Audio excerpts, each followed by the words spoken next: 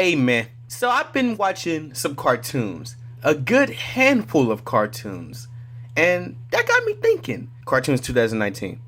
If you're new here, let me break it down for you. I take all the animation I've seen throughout the year, good or bad, and give you a rough synopsis on it before the series is finished.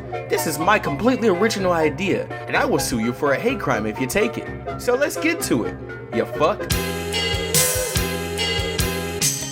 Alright, so I've been watching a lot more Victor and Valentino ever since the premiere. I think the pilot was out on the last cartoons video, but this time there's more episodes, and I gotta say, I like what I'm fucking seeing. This is the type of Mexican shit I'm talking about. The fucking culture. This is what we needed right now. But El Tigre was doing that too. Nah, but these kids don't got powers, therefore it's different. And to be completely honest, I'm learning more shit in this show about Mexican culture than I ever have with El Tigre. Usually it was just like, Dia dos Muertos, what the fuck? The Day of the Dead, you know what I'm talking about. And fucking like, man, I don't know, I probably wasn't paying attention now that I think about it. The only downside I could find for the show is Victor's voice. I think I'll slowly grow to like it, but until then, God, it's unbearable. It's kind of reminiscent of me not liking Star's voice from Star vs. the Forces of Evil when it first came out, and I grown to like that, so who knows. And all the characters are likable and adorable too. I mean, like, just look at Charlene's little walk.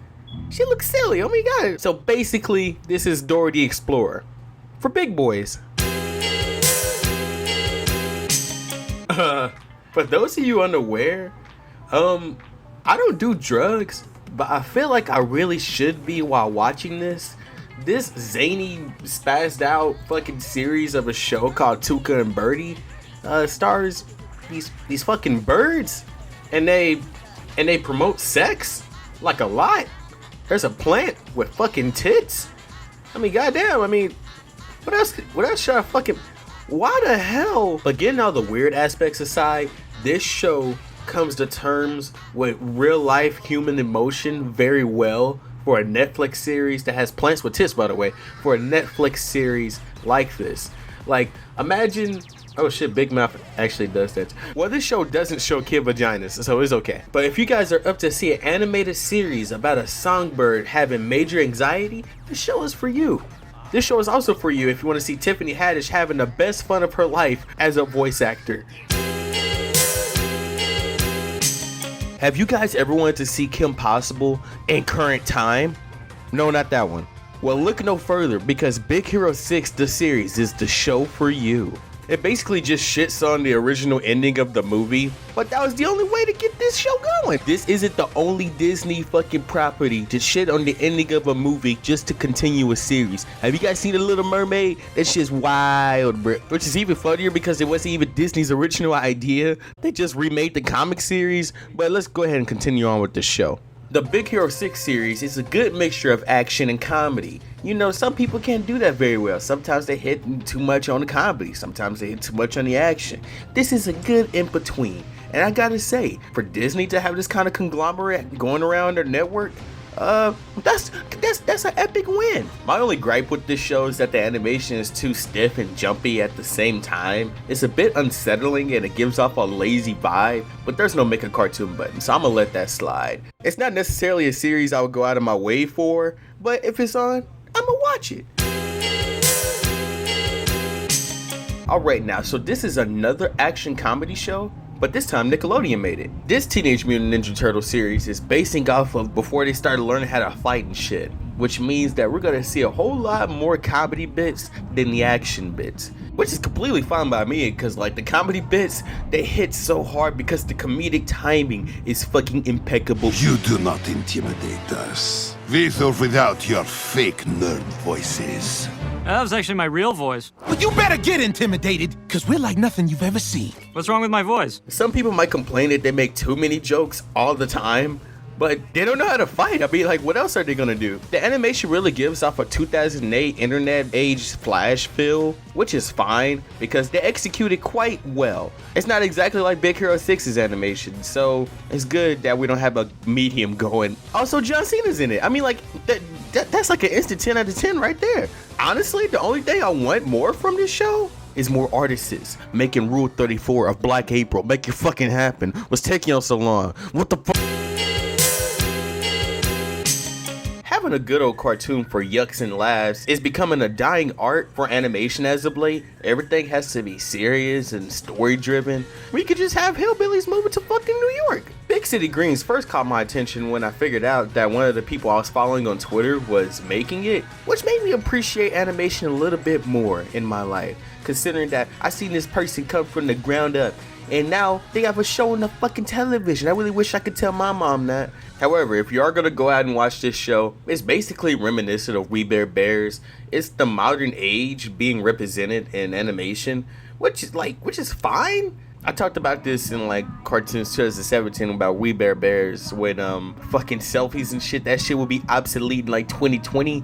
And you know what? I don't think we're gonna get to the obsolete age for like a long while. So who knows? Powerpuff Girls had a fucking Nintendo 64 in their fucking cartoon and they aged pretty well. So I guess I'm just complaining too much. But yeah, Big City Greens, nothing to write home about. However, if you do want to watch a show featuring Erwin from Billy and Mandy again, this is the show for you. My basic synopsis with all Adult Swim shows is that they're just fucking weird for the sake of being weird. But this one had Vince Staples in it, therefore it caught my attention. Leisa Wolf was originally a comic on Tumblr, and the art style got toned down to be more aesthetically pleasing and be easier to animate. I really wish I could explain the plot to you, but it's an Adult Swim show, therefore that would be impossible. However, it does have an all-star cast. Big E Langston from fucking WWE, Carl Winslow, fucking Dram, or D-R-A-M, how the fuck you say his name? I could keep going on about like how this show exists, but it wouldn't do much for this video. So yeah, Leisa Wolf is just a show that exists. Speaking of shows that just exist, Canada thought they would hook us up with one as well. I personally thought we were over with the Tom and Jerry kids, Yo Yogi, and Muppet Babies fucking craze. We have your main dynamic characters just being transformed into children for no apparent reason. But Muppet Babies just got rebooted, so it seems like time is repeating itself, and I gotta accept that. But if you think that total DramaRama is about anything important, you're wrong. There's no eliminations, there's no Chris McClain, it's just all out family friendly fun. Hell yeah, fucking babies rock, man. And I'm sure there's some weirdos out there too who are like, man, I've always wanted to see Gwen as a little girl. I honestly could give less of a fuck about what people jack off to, but once you see a picture of the baby from the Loud House getting piped, you gotta put your damn foot down. I mean, like, what? Come on. Going back to the show at hand, it's fine. It's gonna be around for a really long time considering how easy it looks to make. I wouldn't necessarily call it a Teen Titans Go type feel. However, it does feel like one of those shows that you watch before you go to school. You know what I mean? One of those shows that are like, oh hey, that shit's on. Let me fucking, yeah, I'll watch this real quick, whatever. Now, saving the best for last. This show isn't even out yet fully, but these 2 episodes have locked me in, baby. I wouldn't go out of my way to say that this is the best cartoon in the world or is gonna save Cartoon Network or some shit like that. However, it's always neat to get a show like Early Adventure Time, when it's just heroes heroing with a shitty villain. It's quite obvious that the creator of this show was more than likely watching a lot of fucking Sonic growing up. And I can tell you right now, it really shows in all of it. But Ian Joe's Corey liked that show too, so I guess this is just a generational thing. But moving on to the show, it stars Mao Mao and Badger Clops, and they were going on adventures to become legendary. But their plans were soon stopped after crash landing into this cute little town called Pureheart, where all of these adorable creatures were frolicking. And after breaking the protective barrier that sealed them in, it is now up to Sheriff Mao Mao to keep things in order.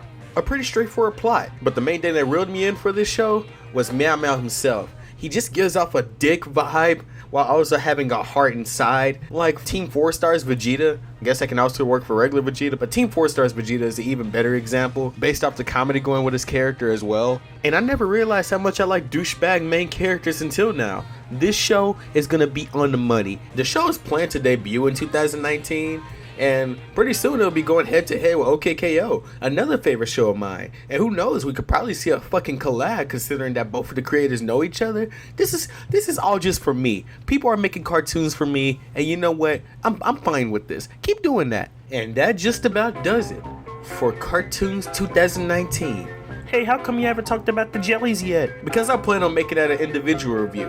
It has fucking Tyler the Creator in it. Like this, you guys should know me by now. How come you still haven't talked about Insert Netflix show here. I honestly keep forgetting I got Netflix.